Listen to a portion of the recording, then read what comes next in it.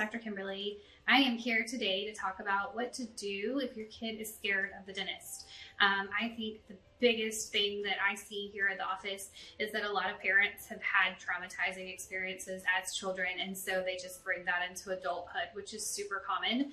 But they tend to come into the appointments and then they're really nervous, and your kids are just very, very receptive of how you're acting. And if you come in and you're nervous and you're making noises and all of this other kind of stuff, then they're going to assume, even if they aren't afraid, that they need to be afraid because of you. So I think my number one suggestion is to just make sure that even if you do have fear anxiety when you come to the dentist, try to hide it from your kids, because just because you had a bad experience does not mean that they're going to have a bad experience, and they're really taking their cues on what to expect when they're here.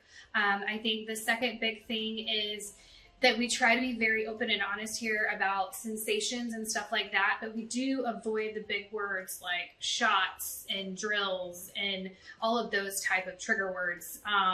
They're gonna be aware that they're gonna feel some cold water spray and stuff like that, but if you look at a 4-year-old and you tell them that you're gonna give them a shot, 9 times out of 10 they're gonna say no thank you, and then at that point we've lost them for the day. So vocabulary is very important. I think kids definitely need to be aware of what they're gonna be feeling, but sometimes the vocabulary word choices are key with kids, especially when they're younger, so that it doesn't scare them.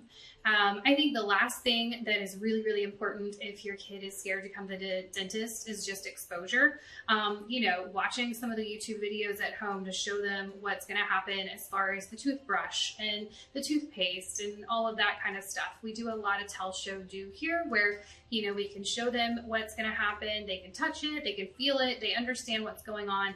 And I think that that kind of gets rid of the fear of the unknown, and they kind of know what's going on, and it helps to relax them a little bit. So, the big thing is try not to give your anxiety to your child.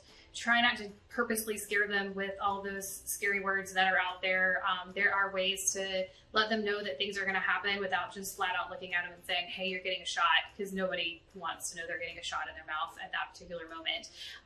And just being really supportive and being patient and just showing them what's going on. Sometimes kids, even though we do all of this, still don't like us. They're still terrified, and that is what we're here for. We have options to handle that if we need to, and if we get to that point, we can definitely go over all of that with you when you get here. But most of the time with those 3 big things, we usually can work them through it, and then they realize that we're actually not scary people and that we're just here to help them.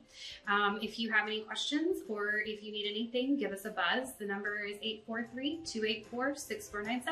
Have a great day.